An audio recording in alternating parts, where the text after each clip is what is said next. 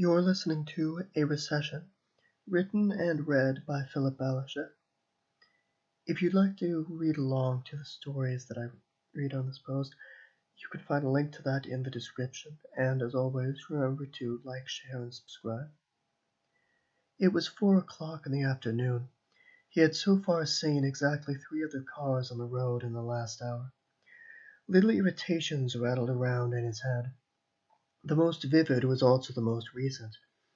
The woman who had stood in line behind him at the post office, breathing heavily as if she had sprinted down the street, trying to be there before everyone else.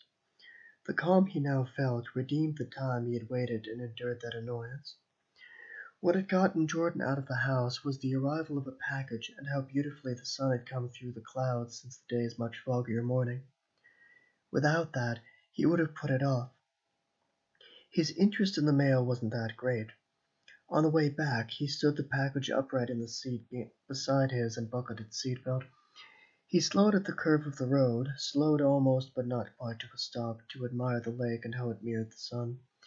If he were a man with a wife and children, or even with one and without the other, he would have pointed this out to his passengers. He only had a girlfriend, Gloria, and had no plans of further commitment, not that she knew or they had talked about it. They met at school when he and his family had been living in a trailer, the most obvious way the recession had affected him as a child. His father took to watching the news in the aftermath. Wanting both to appear more mature and to direct his thoughts away from fear, Jordan would sit down next to him and try to understand it. The recession dominated his life, whether he was ignorant of it or not.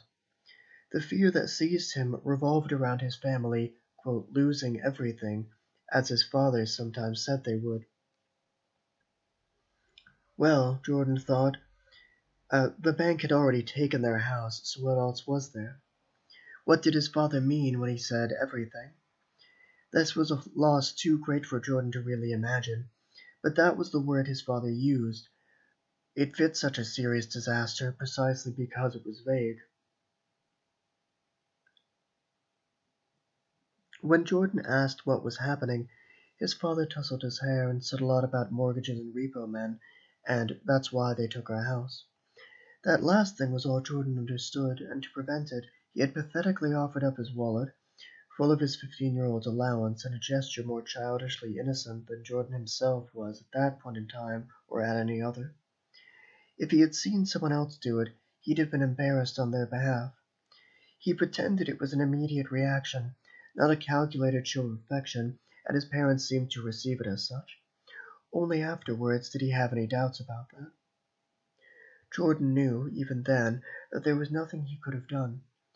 Neither could his father, who nevertheless bought and read the books various economists published, and to which committees gave prizes so that he might learn from his mistakes.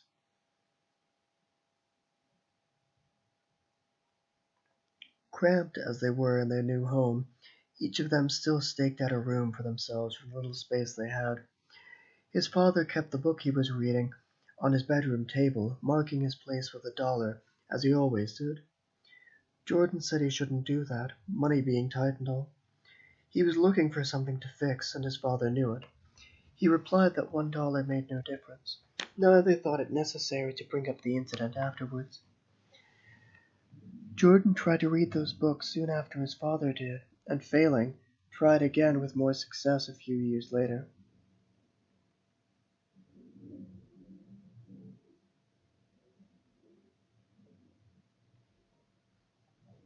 He could rattle off the main factors and the most important players, how one thing led to another, and so the recession changed from something inexplicable to something inevitable. With prices rising, banks across the country had given his father and many more people like him subprime mortgages, despite their atrocious credit scores. The banks hoped to invest in these mortgages for a quick profit, but when one after the other declared bankruptcy, there was suddenly no market for them. House prices fell so far that they were worth less than the loan that had paid for them. The Dow lost more than half its value, and everyone whose fate and savings were tied up with it lost those too. Jordan remembered his history teacher talking about people jumping off buildings during the Depression. He figured the recession must have had such cases too, though he had never seen or heard of one. His reading put the recession in terms of figures. The net worth of the average household declined by 20%. The Federal Reserve lowered the national interest from 5.25% in 2007 to 0 at the end of 2008. Knowing this gave shape to feelings he had harbored without quite understanding them, and exact figures to explain the tragedy he had seen play out in his life and in the news. Still, he couldn't change the past, nor did he really believe he could influence the future very much, poor as he was, and as he would very likely continue to be. The grass on which their trailer stood was always trampled, and rarely a healthy color. Finding it in this state, Jordan's family had no reason to improve it. They weren't going to water other people's lawns, his mother said. That's how they thought of the place, a big overgrown lawn. If the weather was bad, it fit what was below it. If the weather was good, the sun showed them how dismal their situation was. Some of their trailer neighbors introduced themselves. Most didn't, which Jordan didn't take personally. How, with so many trailers, would the people here know they had moved in? Jordan told his friends about Gloria. His second, he lied. They talked about him moving to a trailer park. They were all sorry to hear that, and made Jordan tell them exactly where he lived so they could visit, which they soon did. It was good that Jordan thought to describe where his family's particular trailer was, and to name its most distinguishing feature, its relative newness in comparison to most every other trailer in the park. His friends brought various presents that their mothers said would be good for someone who was going away. But Jordan wasn't going, his friends reminded everyone, lest they forget. He was moving. His friends made this distinction because they didn't want Jordan himself to be forgotten. They came not as a group and not all on the same day, but generally one by one, knocking on his trailer door and then explaining the purpose of their visit. Two boys might happen to both be headed Jordan's way, and so decide to walk with each other for the sake of company. Even three boys wasn't impossible, though it happened only once, but no more and no oftener than that. Jordan's family spent 5 years in that trailer, long enough to get used to it, if not to like it. He started working as a cashier at 18 and was so eager to get ahead that he attended a sales seminar, the flyer for which came in the mail. He and others who had similar hopes gathered one Saturday in a rented room of the town's community center. The instructor showed them the knives they'd be selling and had them act out a couple scenarios. "Hello, Mrs. Smith," Jordan said to the woman playing the part of the housewife to his salesman. "How long do your knives usually last you?" Then he explained why his knives made a fine addition to her silverware. They lasted longer, were sharper, had better handles, and didn't cost much at all. The idea was, the instructor said, to buy the knives from him at a reduced price and sell them to others for a profit. Jordan would have given him the $200 for the starter kit had a kind stranger not stopped him and explained the trick. He almost got me too. He probably makes more selling these seminars than any of us are going to make with the knives. Jordan thanked him and left the class before he got too angry and threw a knife at the instructor's head. He tore down every flyer he saw advertising such seminars. Eventually he saw none at all. He guessed the instructor, maybe even the whole company, had left town. How much he personally had contributed to this victory, he didn't care to know. He stayed at his cashier job and worked his way up to the next position, and then to the next. He worked until he had regained his footing, that is, until he had a home of his own to share with Gloria, and his father could say the same for his wife. The relief Jordan felt at having done this was greater than that of escaping the post office and the gasping woman. It had lasted longer, too, but not forever. It couldn't do that. It just couldn't. By the time he got to Gloria and wanted to tell her how awful that woman had been, the pleasure of remembering would be gone. He could see the scene before him, but not so clearly that it caused an accident. His imagination was neither immediate nor total.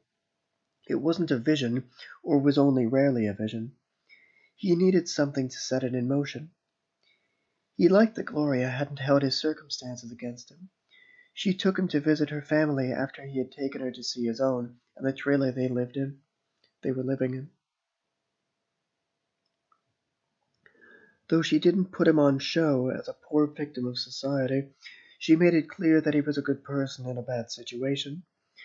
She assumed, correctly, that not everyone agreed with her decision.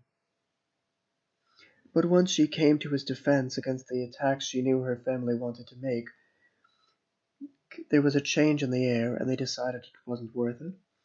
They pretended to have welcomed him from the beginning, an act Jordan found so convincing that Gloria had to explain it to him afterwards.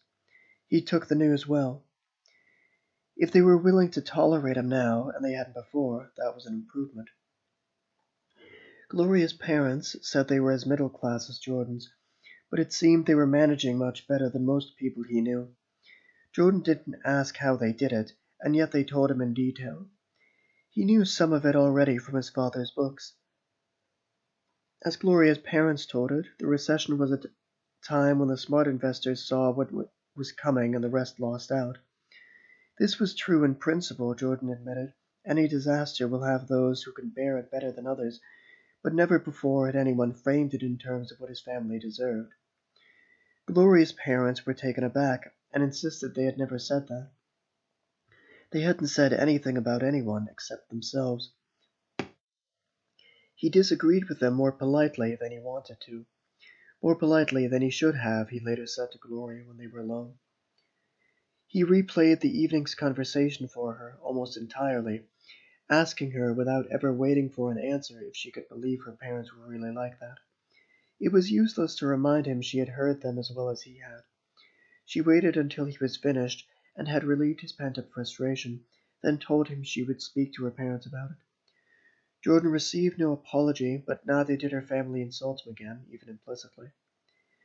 Jordan had his revenge when he invited them over to his house. Gloria knew what his intentions were and helped him decorate and tidy up.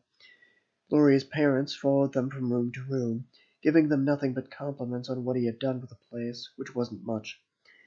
They thanked him for the nice evening, and so he forgave them. He even invited them again, that time without an ulterior motive. Jordan pulled into his driveway. The sky had not changed since he had left. How long would it take until it did? He kept this question in mind for later, got out of the car, took the package, and went inside. That was A Recession, written and read by Philip Ballerscheff. Again, if you'd like to subscribe to the blog, there's a link to that below. And remember to like, share, and subscribe. Thank you, and until next time.